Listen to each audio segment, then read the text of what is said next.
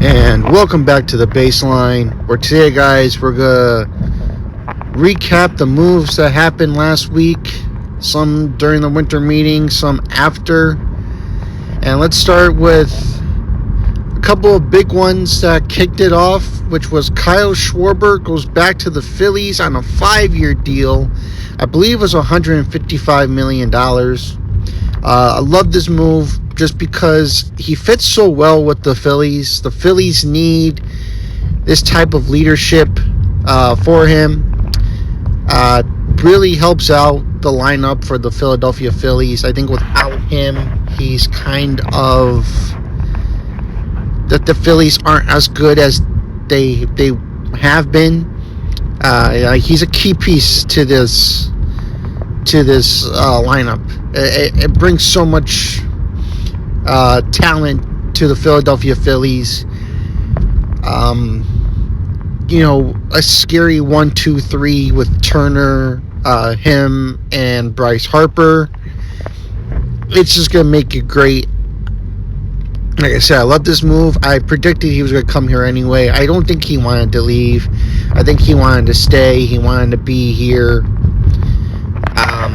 which is a good thing. You always want a guy to be comfortable in a town or in a city for where they played. And obviously he was comfortable here, and he loved it here. And, that's something great that you want to see, you like if you're a Phillies fan. And just like I said, it's been a great run for the last couple years he's been there, and let's continue it, and hopefully the Phillies do more. The news came out today, actually. They got Adolis Garcia on a 1-year deal, kind of like a prove me deal. I see it like a Max Kepler when they signed Max Kepler last offseason. We'll see what he could do. He was an MVP consideration. A few years ago, he was the World Series MVP, or not, the ALCS MVP in 23. Big part of the Rangers, helping them get their first World Series championship. So see what happens there. Probably means Castellanos is out.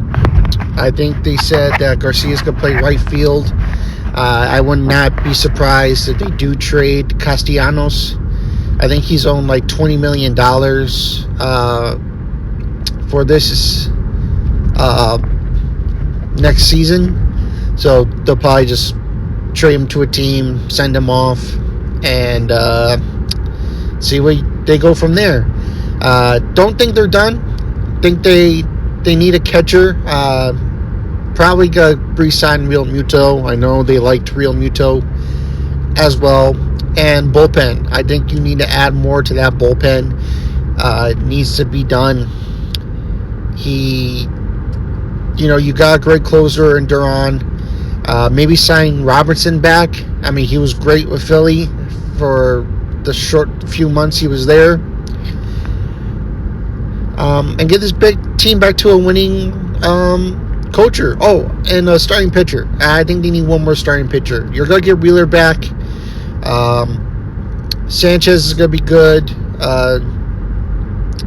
Nola may be good. You don't know really with that. With the up and down he had the last year. But we'll see. We'll see what happens with Philly. I'm excited. I'm hoping they can add more. I think the rumor is also they're in on Bellinger, which I think will be phenomenal for them. Can play everywhere. You don't even need to move Brendan Marsh off center field. Cody Bellinger can play left. I mean, there'll be a lot of left-handed bats in that lineup, but you got to do what you got to do to win. And I think they want to win. Give these guys a World Series title, because most of these guys haven't won. So I'm excited to see what Philly does. Still, a lot more to go in this offseason. So we'll see what happens with Philadelphia, and what other moves are they going to make to make this team a better World Series candidate. So after the Schwarber deal, we had a deal literally right after, which surprised me. I wasn't expecting it. But Edwin Diaz goes to the Dodgers on a 3-year deal. Now, I like this move as the Dodgers. Yes, it is a big name, but it also came out of nowhere because we weren't really expecting the Dodgers to really go all out, just because they're great enough. And Dave Roberts actually mentioned that, which I thought was really interesting. It's like, we don't need to go for the big guy this year. We don't. And, I like that, because now like, even as a player, to say that, hey, we don't need another big guy. We got plenty of them. We're fine. As a player, that would put me in a good mood, because, like, you know what? Yeah, our manager knows we're good. Our manager has faith in us. So does the front office. And, yeah, they got Edwin Diaz. They got that is a big guy. But it's a need that they needed. They don't need another first baseman. They don't need a second baseman or a third baseman. They don't need a shortstop. They needed a bullpen guy and maybe one more outfielder. Just because the outfielder was, I think, the worst in the league, they said. Something like that. But, they have plenty of starting pitching.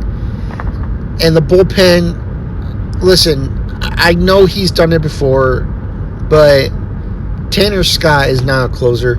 He's not. He is a setup man. And if he has a good season, if he could stay healthy, that 8 and 9, him and Diaz, it's dominant. It's going to be a dominant 1-2 combo, which the Dodgers need in the back end of that bullpen. They need someone to close out games, save the games, keep it close. They didn't have that last year. So the defending champs got better.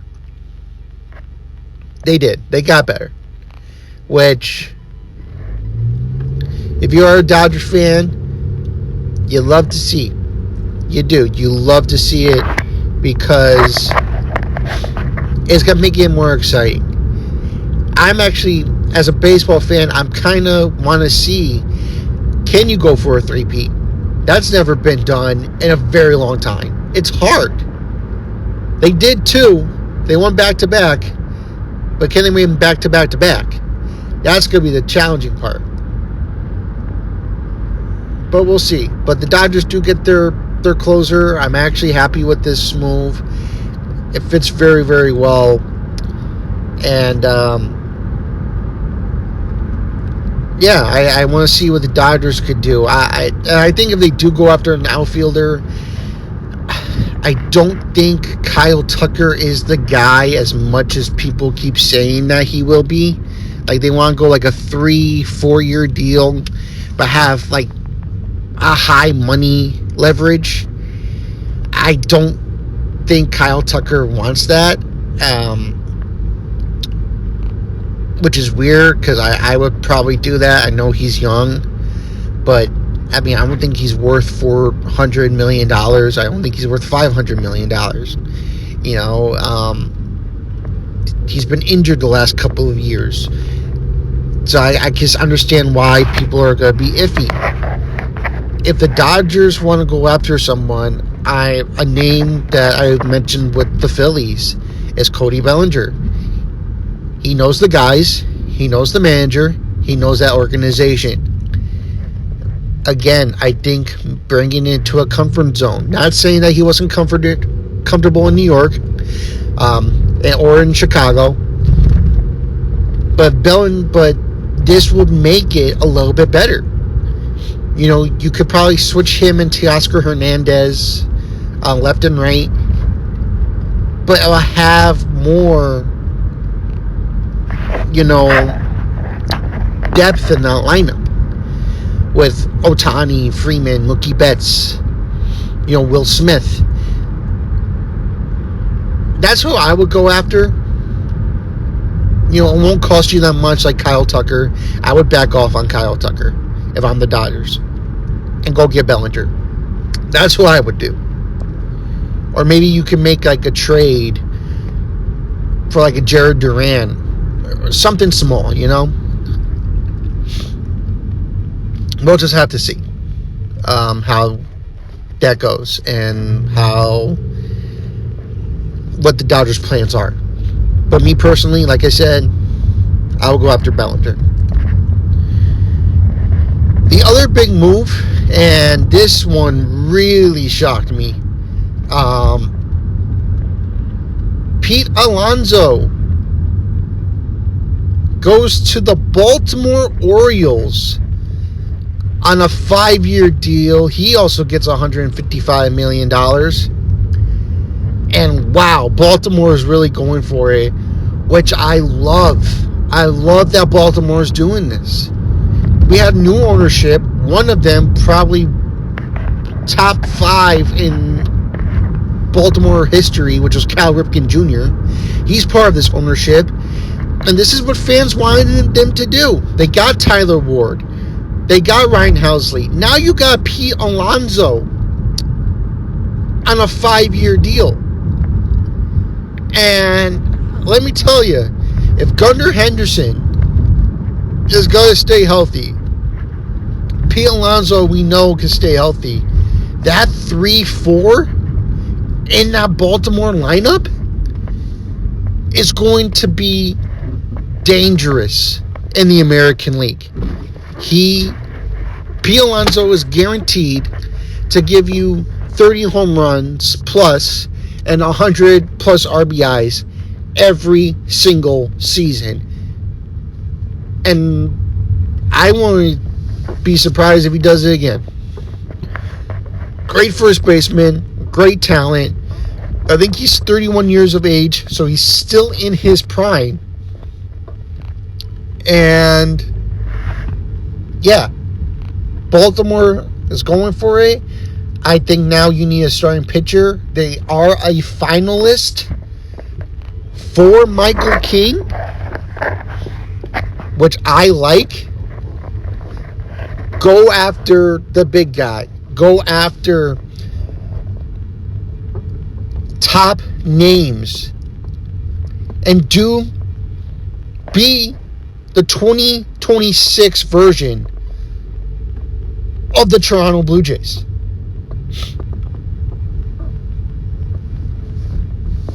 That's what I think is going to do. I think 2026 is going to be different in the AL East. With Baltimore making these moves, Toronto has been adding. We talked about Dylan Cease. They added Taylor Rogers, the side armor, who's never pitched in the American League before. So that's really going to be a great move for the Blue Jays because no one's seen him. It's hard to hit him. He had like an ERA of like 1.5 or 1.9. Either way, it wasn't even over 2. So to have these two underdog teams who's always been in the shadow of the New York Yankees, of the Boston Red Sox, to now take the advantage and get these helpful names, I love it. To me, I love it. And I love that Baltimore went all in for Pete Alonso. I like Pete Alonso. I don't know what the New York Mets were thinking, but we'll get to them in a minute. But, hey, we'll see what else Baltimore can do. I'm very excited for the 2026 season for the Baltimore Orioles. Robert Suarez the reliever, not the starting pitcher, not to confuse him with Ranger Suarez, signed a 3-year deal with the Atlanta Braves. He agreed to be the setup man. He agreed to be behind Iglesias, which I think is fair. Iglesias signed a 1-year deal to return, and you're going to have Suarez, and I think Atlanta is back. I hate to say it, but I really do think they might be back. Well, I don't hate to say it, but they are a great team, and if they're healthy with Riley, Cunha, Albies, the starting rotation of Sale and Schrellenbach and Strider, this could be a dominant force in the NL as well. You got a new manager in Walt Weiss, who I respect. He did a great job with all the respective teams that he's been. I think the Marlins and the Colorado Rockies before Bud Black. But this is a great young team, hungry to win, and you just add another great closer to that bullpen, who's going to be your setup man now. That bullpen is also dominant. You have great hitting. You have phenomenal hitting. You might want to go for like a DH or something, but hey, that's on them. Maybe they don't want to bring Ozuna back. But it is good enough to compete again with the Phillies, I would say. I'm not going to say any other team in that division, but I think they will compete with the Philadelphia Phillies. And, they are a young group. They are a young core who's hungry and ready to redeem themselves, I guess you could say. They want to redeem themselves. And, hey, if Suarez is okay being the setup man, it's perfectly fine. I think this is where, they might build another championship caliber team for the Braves. And we know how Chris Sale's going to be. We know how a healthy Acuna, what he does, is going to be. So we'll have to see what happens with them.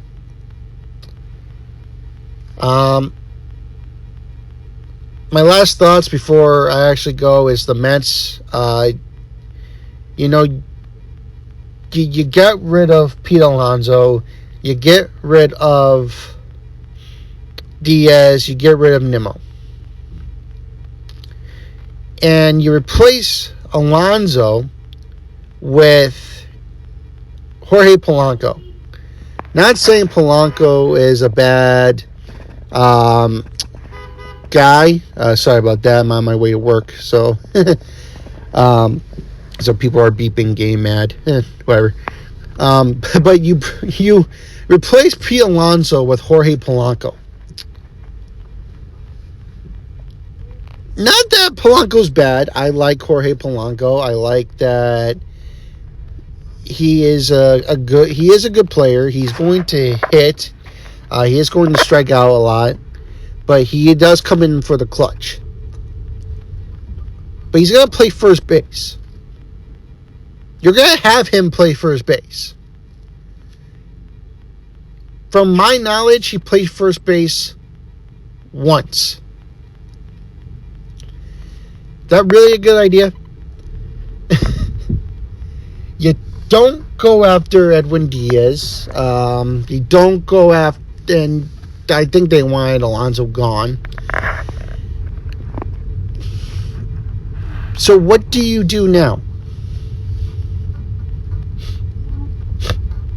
You need to replace 30 and 100. You need to replace 30 plus saves. You need to replace, a 20 home run guy in the outfield for Nimmo. And you need to sign at least a couple of, starting pitchers here. Because that rotation sucks. Very, very bad. So what do you do if you're the New York Mets? I don't know. David Stearns is not the guy. And I can't believe Steve Cohen. People want to blame Steve Cohen. But Steve Cohen has told Stearns, here's the money. Go after anybody. But he's not used to that market. So, Stearns is not your guy. He's not. I think this year the New York Mets are not going to be that good. There's even rumors of trading Francisco Lindor. Again, why? And the name has come up as maybe for Mason Miller and Xander Bogaerts, which Mason Miller is great upgrade from Edwin Diaz. But then you have a downgrade in Xander Bogaerts. So what is the plan for the New York Mets? I can't tell you. I don't know. Usually you can read in between the lines. This one you can't. You can't do. And as a Mets fan, I can understand why you're frustrated. Because two of them are homegrown. One of them has been with you for 7+ years. And for all we know is Juan Soto's probably going to hit 10 home runs and like 50 RBIs. Because I'm pretty sure they're just going to keep walking him because there's no one to cover or protect Juan Soto.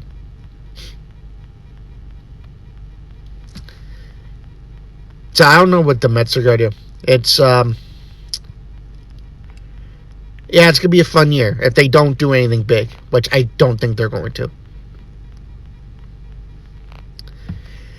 A couple of small moves. The Tigers brought back Kyle Finnegan and Kaylee Jansen. Like that move. Kaylee Jansen, I believe, is 23 saves away from 500. Really like that. I love Kaylee Jansen. Great player, great closer. Definitely was going to put his name up there. Maybe on the Hall of Fame as well. So we'll see how they do. Ahmed Rosario goes back to the New York Yankees. Nah. And and Josh Bell goes to the Twins. So they have a first baseman for that. Otherwise, that's going to do it for me. I'm going to sign off. Let me know what you guys think of these moves. Hey, if you're a Mets fan, how are you feeling? Let me know. And for that, I'm going to sign off, and I will see you all in the next one.